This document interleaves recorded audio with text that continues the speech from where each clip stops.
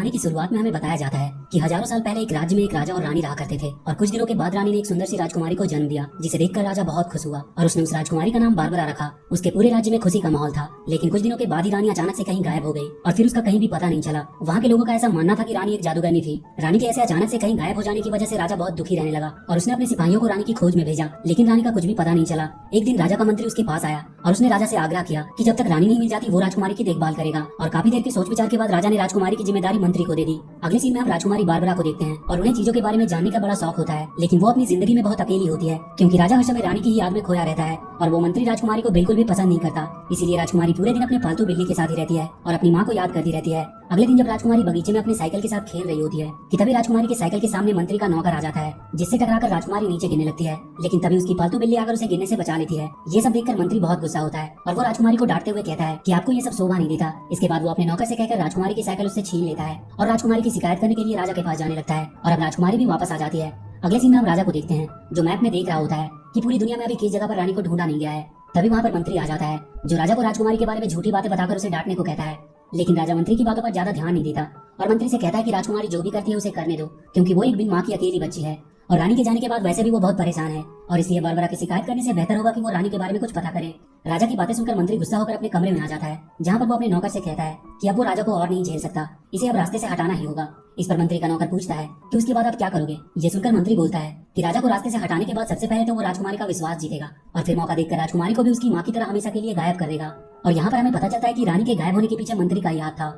दूसरी तरफ हम बारबरा को देखते हैं जो अपने कमरे में अकेली बैठी कहानियां पढ़ रही होती है, क्योंकि आज उसे नींद नहीं आ रही थी, लेकिन वो कहानियां पढ़ते पढ़ते उब जाती है। तभी उसकी नजर घड़ी पर जाती है जिसमें 12 बजने वाले होते हैं। ये देखकर वो बहुत खुश होती है क्योंकि अगले दिन उसका बर्थडे होता है। अब समय बिताने के लिए बारबरा लाइब्रेरी से दूसरी किताब लेने जाती है ताकि उसे पढ़ते पढ़ते समय बीत जाए, लेकिन जब वो लाइब्रेरी में पहुंचती है तो वो एक किताब से रोशनी निकलते हुए देखती है। ये देखकर बारबरा किसी तरह से उस किताब को हासिल कर लेती है और वो उस किताब को लेकर अपने कमरे में आ जाती है।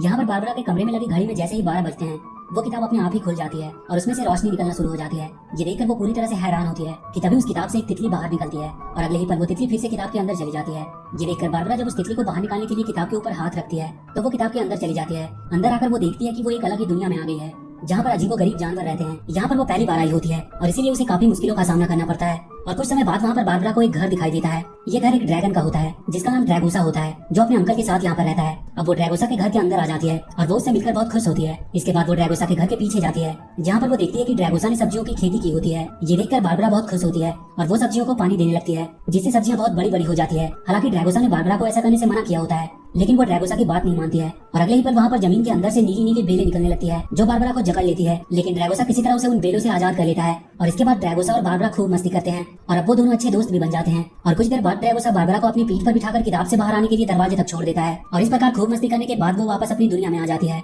अगली सुबह वो ड्रैगोसा की ही तरह अपने बगीचे में सब्जी की खेती करने के लिए जा रही होती है। ये देखकर मंत्री उसे रोकने की कोशिश करता है, लेकिन वो मंत्री की बात नहीं मानती है, जिस बात पर वो बहुत गुस्सा हो जाता है। इसके बाद मंत्री एक बार फिर राजा के पास जाता है और राजा से कहता है कि आप अपना मन बहलाने के लिए जंगलों में जा सकते हैं और वहाँ की ठंडी हवाओं और पेड़ की छांव में आराम करने से उन्हें थोड़ी राहत मिल सकती है। लेकिन राजा मंत्री को यह कहते हुए मना कर देता है कि अगर उसके जाने के बाद रानी यहाँ पर वापस आ गई तो वो उसके बारे में क्या सोचेगी। वो कहीं नहीं जाएगा और यहीं पर रहकर अपनी रानी का इंतजार करेगा। राजा की बातें सुनकर मंत्री और भी गुस्से में आ जाता है। वहीं दूसरी तरफ हम बारबरा को देखते हैं जो ड्राइंग बना रही होती है और जब वो देखती है कि शाम हो गई है तो वो एक बार फिर से किताब के अंदर जाती है, लेकिन जब वो ड्रैगोसा के घर के अंदर जाती है तो वो देखती है कि ड्रैगोसा वहाँ पर नहीं होता है। इसके बाद बारबरा पूरे जंगल में ड्रैगोसा को ढूंढती है, लेकिन वो उसे कहीं नहीं मिलता है। तभी वो देखती है कि ड्रैगोसा एक पेड़ से लटका होता है। ये देखकर वो उसे नीचे उतारने की कोशिश करती है, लेकिन वो भी ड्रैगोसा के साथ वहीं पर लटक जाती है। तभी वहाँ पर कुछ बौने आ जाते हैं जो मिलकर ड्रैगोसा और बारबरा को नीचे उतारने की कोशिश करते हैं, लेकिन वो ऐसा कर नहीं पाते हैं। इसके बाद बारबरा ही किसी तरह से खुद को और ड्रैगोसा को उस पेड़ से आजाद कराती है और इसके बाद वो दोनों मिलकर खूब मस्ती करते हैं। अगले सीन में हम देखते हैं कि बारबरा एक रबर बैंड पर उछल रही होती है। ये देखकर मंत्री का नौकर भी बारबरा के साथ खेलने लगता है। तभी वहाँ पर मंत्री आ जाता है जो बारबरा को ऐसा करने से मना करता है, लेकिन वो मंत्री की बातों पर ध्यान नहीं देती है और तभी मंत्री का नौकर मंत्री के ऊपर आकर गिर जाता है और मंत्री उसे मारने के लिए उसके पीछे भागने लगता है। अगले सीन में हम मंत्री को देखते हैं जो अब किसी भी तरह राजा को अपने रास्ते से हटाना चाहता था, इसीलिए वो राजा को झूठी खबर दे रहा होता है कि पड़ोसी राज्य उनके राज्य पर हमला करने की तैयारी कर रहे हैं और इसीलिए उनके हमला करने से पहले उन्हें हमला कर देना चाहिए। लेकिन राजा मंत्री की बातों पर ज्यादा ध्यान नहीं देता है क्योंकि वो किसी भी राज्य पर हमला करने के सख्त खिलाफ होता है। दूसरी तरफ हम बारबरा को देखते हैं जो एक बार फिर से ड्रैगोसा के घर के अंदर आ जाती है, जहाँ पर वो देखती है कि ड्रैगोसा अपने अंकल के सामान को साफ कर रहा होता है और उन्हीं सामानों में उन्हें एक गेम बोर्ड मिलता है, जिसे देखकर बारबरा और ड्रैगोसा उस पर निशाना लगाने लगते हैं। और इसी दौरान उन दोनों को ड्रैगोसा के अंकल की मैजिकल स्टिक मिलती है, जिसको देखकर बारबरा उसे उठा लेती है और अगले ही पल मैजिकल स्टिक के मैजिक से ये दोनों गलती से एक लकड़ी के टेबल में बदल जाते हैं। अब यहाँ पर ड्रैगोसा के अंकल भी आ जाते हैं, जो उन दोनों की आवाजें सुनते हैं और वो समझ जाते हैं कि वो दोनों उनकी जादुई छड़ी की मदद से लकड़ी के टेबल में बदल गए हैं। और इसके बाद वो अपनी जादुई छड़ी की मदद से उन्हें वापस से असली रूप में लाने की कोशिश करते हैं, लेकिन वो ऐसा नहीं कर पा रहे होते हैं क्योंकि उन्हें भी जादुई छड़ी का इस्तेमाल अच्छे से करना नहीं आता है और वो उन दोनों को गलती से एक छोटे जीव में बदल देते हैं। लेकिन बारबरा एक किताब पर लिखे मंत्र को पढ़कर उसके अंकल को बताती है, जिसकी मदद से वो उन दोनों को उसके असली रूप में वापस ला देते हैं। उसके अंकल बारबरा को वहाँ पर देखकर ड्रैगो से पूछते हैं कि ये कौन है। इस पर ड्रैगोसो अपने अंकल को सारी बातें बता देता है और इसके बाद हम राजा को देखते हैं, जो उदास बैठा होता है कि तभी वहाँ पर राजकुमारी आती है, जो अपने पिता को बताती है कि वो एक जादुई छड़ी की मदद से अपना रूप बदल सकता है। लेकिन राजा को उसकी बातों पर विश्वास नहीं होता है। वहीं हम मंत्री को देखते हैं, जो अपने जादुई आईने में राजा और बारबरा की बातें सुन रहा होता है। अब बारबरा एक बार फिर से किताब की मदद से ड्रैगोसो के घर पे आती है, लेकिन आज उसके अंकल बहुत परेशान होते हैं क्योंकि किसी ने उनके जादुई आईने को चुरा लिया होता है। उसके अंकल को परेशान देखकर बारबरा उसके आईने को खोजना स्टार्ट करती है। सबसे पहले वो ड्रैगोसो को पूछती है कि क्या उसने आज किसी को यहाँ से जाते देखा। इस पर उसे याद आता है कि आज सुबह उसने यहाँ पर बोनो को देखा था और इसके बाद वो दोनों बोनो के पास जाते हैं। पहले तो वो बोनो इस बात से इनकार कर देते हैं कि उन्होंने अंकल की जादुई आईने को चुराया है, लेकिन बारबरा के जोर देने पर वो अपनी गलती मान लेते हैं और उन्हें उसके अंकल का जादुई आईना लौटा देते हैं। वो दोनों उस आईने को लेकर वापस घर आ जाते हैं। उसके अंकल अपना जादुई आईना वापस पाकर बहुत खुश होते हैं। इसके बाद हम राजा को देखते हैं, जो रानी की याद में खोए होते हैं कि तभी वहाँ पर मंत्री आ जाता है, जो राजा से कहता है कि उसके गुप्तचरों ने जंगल में एक जादूगरनी का पता लगाया है, जो अपने जादू की मदद से सब कुछ जानती है और वो शायद रानी का पता भी बता सकती है। दरअसल ये सब मंत्री की एक चाल होती है राजा को अपने रास्ते से हटाने के लिए, लेकिन राजा मंत्री की बातों पर ज्यादा ध्यान नहीं देता है और उससे कहता है कि अपना सामान पैक कर लो। वो दोनों बहुत जल्द सिपाहियों के साथ रानी को ढूंढने के लिए निकलने वाले हैं। इसके बाद राजा वहाँ से चला जाता है और वहीं हम इधर बारबरा को देखते हैं, जो अपनी बिल्ली को पूरे महल में ढूंढ रही होती है। तभी वो देखती है कि मंत्री अपने आईने में राजा की बातें सुन रहा होता है। ये देखकर बारबरा हैरान हो जाती है क्योंकि मंत्री के पास वैसा ही आईना होता है जैसा कि ड्रैगो के अंकल के पास था। ये देखकर वो वापस उसके अंकल के पास जाती है और उससे पूछती है कि ये जादुई आईना करता क्या है। इस पर वो बताते हैं कि इस जादुई आईने की मदद से तुम किसी से भी बातें कर सकती हो, चाहे वो कितना भी दूर क्यों ना हो।